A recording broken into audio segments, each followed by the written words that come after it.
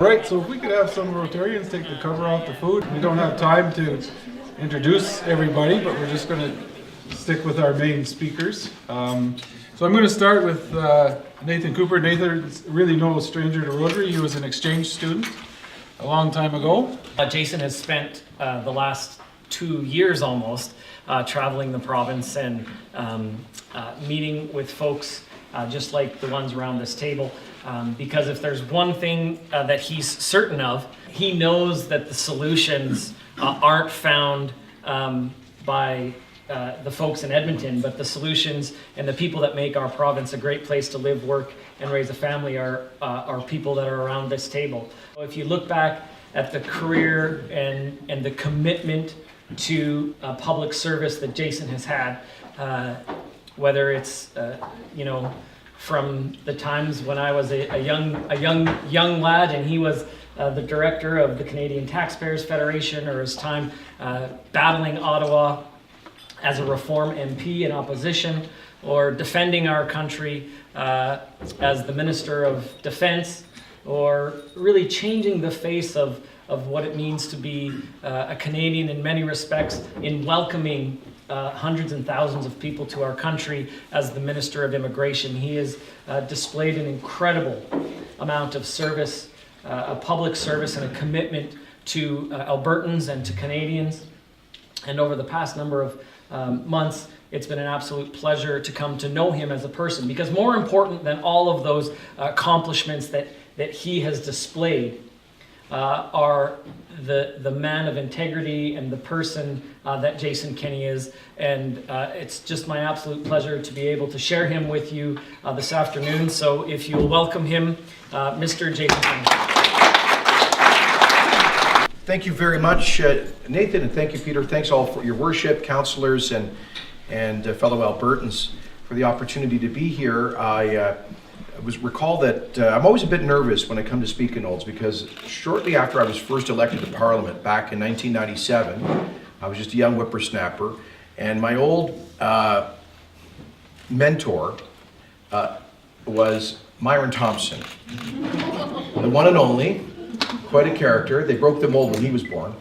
And Myron invited me up here to talk to a group here in Olds. And I was just, it was one of my first talks ever as an MP, and I was still a little bit nervous about that sort of thing. And but it was going okay, and I got through my speech and then took questions.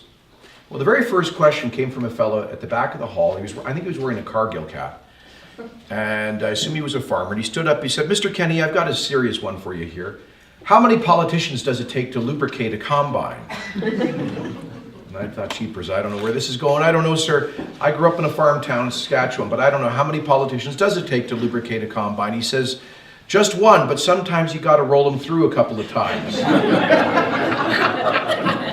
Hey, Nathan, Mary, you get no respect. I hope they told you there's no respect in this job.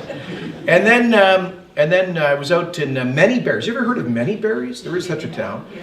Down near Rosebud, of course, and I was down in Manyberries and with Monty Solberg, and Monty's a bit of a wit, and he somebody asked him to define politics. He said, "Well, poly comes from the Greek word many, and ticks are blood-sucking insects." So, it's just, anyway, no respect. Let me thank you, Mr. President, for welcoming me here. I'm sorry, I didn't realize we were changing your breakfast to lunch, but it looks like a good one. I really want to begin with a word of gratitude and expression of admiration for the great work that Rotary does. Thousands of Rotary clubs like this all around the world and all across Alberta that give the most wonderful practical expression to community. And as I went around this room and met many of you for the first time, some of you I've known before, I see people who are, what they call pillars of the community. True, that is absolutely true. So many of you are small business people or in public service, or the people who make a community like Olds function. But through Rotary, you come together as well, and you find ways to raise funds, to reach out, the youth exchange programs, all of the work that you do. I mean, I can't imagine how much poorer our communities would be in terms of their sense of connection and generosity were it not for Rotary. So thank you for what you do. I'm honored to say I'm a Paul Harris Fellow. I did nothing to earn that. And I don't have any of those red stars on it. I should get a couple of those, I suppose. But thank you for the work that you do. I also respect that Rotary is a scrupulously nonpartisan organization, so I hope to get through this, my remarks with a minimum of partisanship. But that does go with a little bit with the territory for me, obviously, as leader of the opposition. I'll just begin by saying how, last year we had Canada 150. Our Prime Minister said that it was all about diversity. I think he got that wrong. For me, it was all about gratitude. Gratitude for those who have gone before us and have helped to build one of the most generous and prosperous societies in all of human history. And I know that viscerally because for 6 years I was the longest serving Canadian Minister of Immigration. Traveled the world meeting people whose dream was Canada. And more specifically people whose dream was Alberta. I'll never forget a moment that as long as I live, I will remember this day.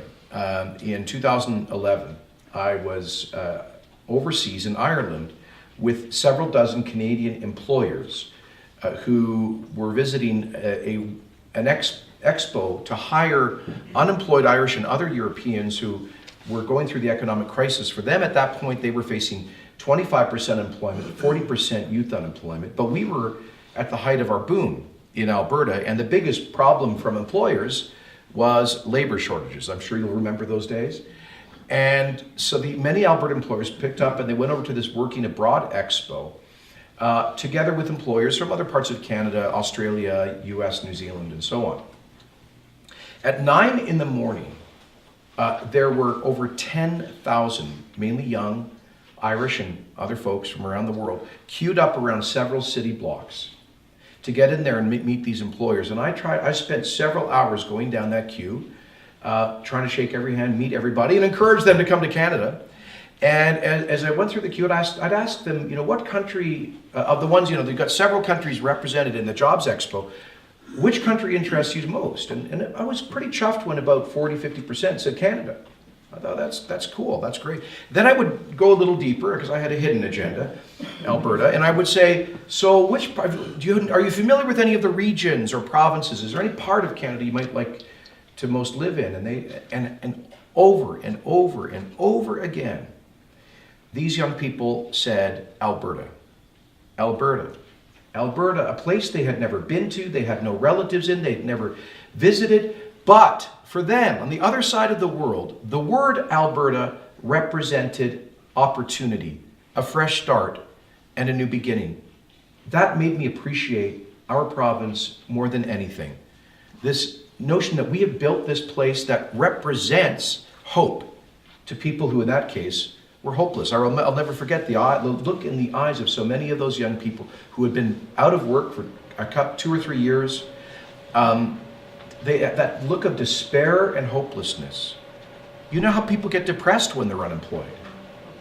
They start to lose it. Their sense of self-worth often becomes damaged. And their families, the stress, the financial stress that affects their family lives. I could see that in their eyes. But they were excited to meet a guy from Alberta, a place they'd never been to before. Now, and I must admit, my whole idea of going over there was because Brad Wall beat me to the punch as Premier of Saskatchewan. He'd gone to the previous Working Abroad Expo. And famously, he had a seminar where he explained Saskatchewan. And his opening line was, Saskatchewan, easy to draw, hard to pronounce. So I was competing with the Aussies. They were the other main competition at that thing.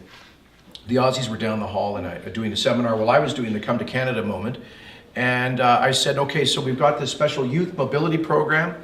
The only requirement is you have to be between 18 and 30, have $1,000 in the bank and no criminal record. If you have a criminal record, go down to the Aussie meeting, they'll accept you right now. The Aussie immigration minister wasn't very happy. But to this day, I've met people here who, in fact, it's amazing. Last year at St. Patrick's Day, I went to my favorite watering hole, the James Joyce Pub, run by a great Irish family in Stephen Avenue in Calgary. And while I was in there, I met 3 people who I'd met in that queue on that misty Dublin morning 7 years ago. And so the dream is true. And they came here, and one of them has a successful contracting business. Another one got her license to be a licensed pastry chef. And another one has got her license to operate to work as a nurse in Alberta, and they all have thriving families. That is the story of Alberta since its very beginning. People who have come often having experienced hardship or adversity, but have managed to overcome. This is the place where dreams can come true. But the reason starting 20 months ago, I decided we needed a reboot in our Alberta politics is because I'm concerned that idea of Alberta as that opportunity society where we believe in the creative power of a free economy, we believe in virtues like hard work and personal responsibility, we understand that local communities and strong families are better at preventing and solving social problems than a huge, distant, impersonal bureaucratic state.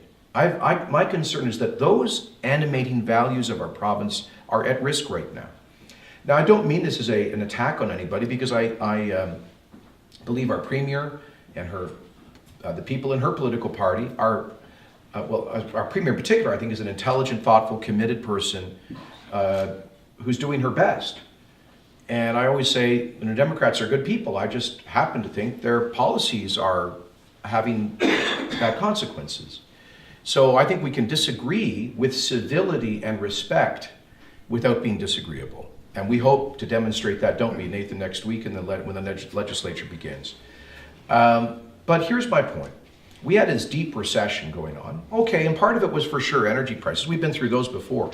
But this one was deeper and longer than pretty much any recession, downturn in Alberta since the Great Depression in the 30s. And I truly believe that the policies here made the bad situation worse.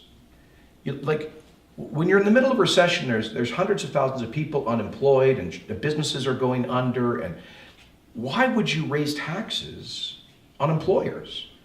Why would you raise labor costs by 50% while people are already being laid off? Why would you raise taxes on individuals and raise property taxes? And then why would you impose the largest tax increase in the province's history, one that you didn't even mention or in the last election or have a Democratic mandate to impose? That tax, the carbon tax, that has been increased by 50% 8 weeks ago, and they plan to raise it by another 67% for only one reason, because the federal government asked them to, and it's not about the environment. People might dress it up that way, but the advocates of carbon taxes say that for carbon tax to significantly change consumer behavior, to achieve the Paris Climate Conference targets in greenhouse gas emissions would require a price of $250 per metric ton. This carbon tax is $30 going to $50 per metric ton. It is political theater, which is why the Australians repealed their carbon tax, because they saw it was all economic pain and no environmental gain. It's why the French socialist government repealed their carbon tax for the same reason. It's why no other major country in the world is imposing a carbon tax on themselves. It's not really because listen, if you're a senior on a fixed income and it's 30 below outside in Olds, you can only turn the temperature down by so much at home. You can't drive less to work, even though our premier told people they should take the bus. Good luck with that in Olds. You don't have buses here, do you, Mary?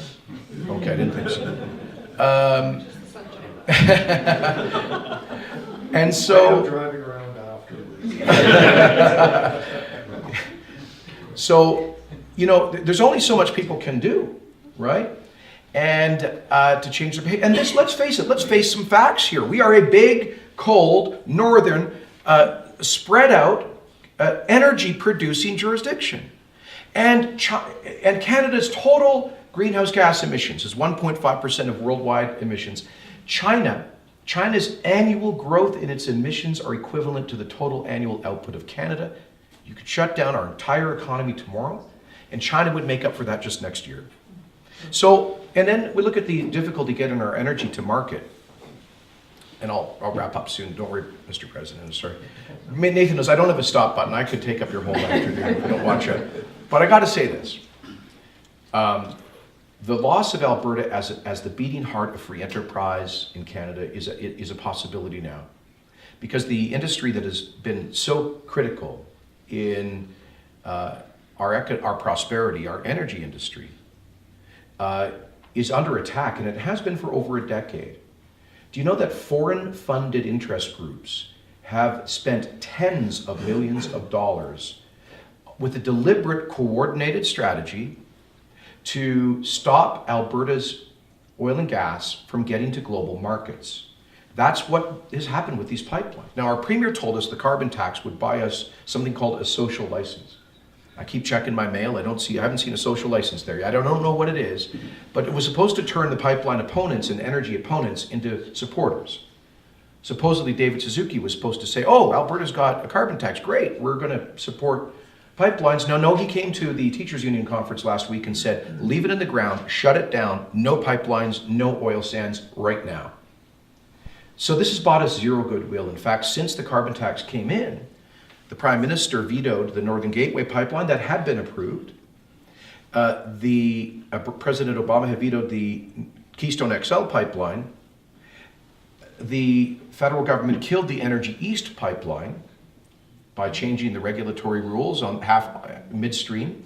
And by the way, they killed with that a $16 billion investment that would have created thousands of jobs, represented hundreds of billions of dollars of future export value, and the dream of energy independence. So our Eastern Canadian friends today are shipping in heavy oil from a dictatorship, Venezuela, rather than buying our own Canadian crude that, by the way, generates the wealth that funds the equalization payments from which they benefit. This makes no sense.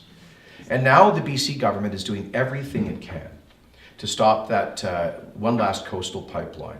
And their strategy, and that of all the affiliated interest groups, is death by delay. Just 1,000 little things, little protest here, a municipal bylaw there, a provincial regulation here, a court challenge there.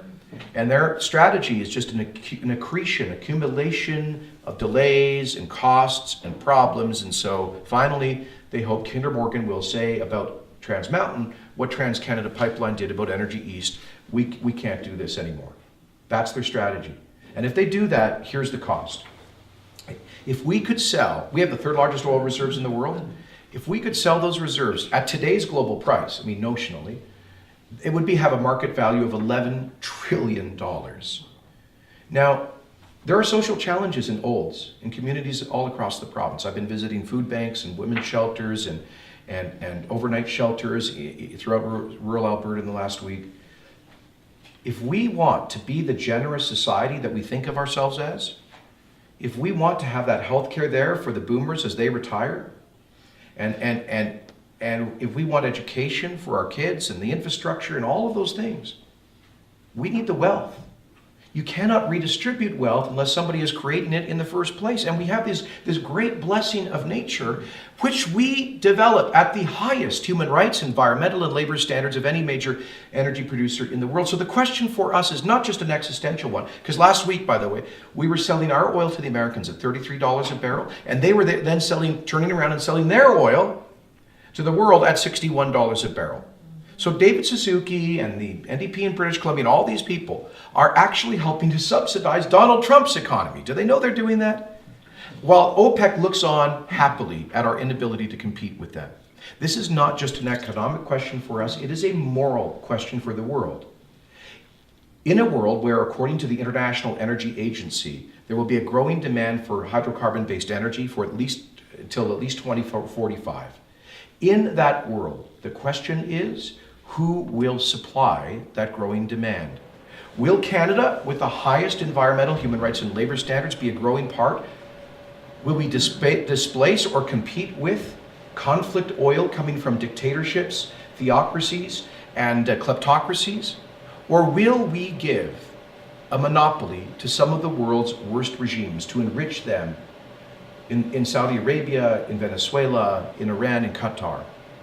So this is a moral question too for the world. And I'll just wrap up by saying this. Not only do I hope that we'll earn the opportunity to have a government that restores investor confidence and reignites Alberta's economy. But I also hope to have a provincial government that will stand up and seriously fight for these resources, for our economic future, which is Canada's economic future, and indeed for Canada to play a larger role throughout the world. So thank you very much. I'm looking forward to your questions. We'll just take a couple of questions. Go ahead, Mike. Quick question. What can we expect from the new UCP party if elected here in a little over a year with regards to the crime that's going on? Thank you. Great question. Just a preface to say, this brand new party, we don't have formal policies yet. We'll be developing, our members will democratically adopt a policy declaration in May at our founding convention in Red Deer. Invite you all to participate or observe that and be involved in the process if you're so inclined. Then I will be taking that high-level policy statement from our members and putting together a platform committee which will look at every major issue, including crime, rural life, municipal issues. And we'll be consulting very broadly with municipalities, with, in that case, crime victims and so forth.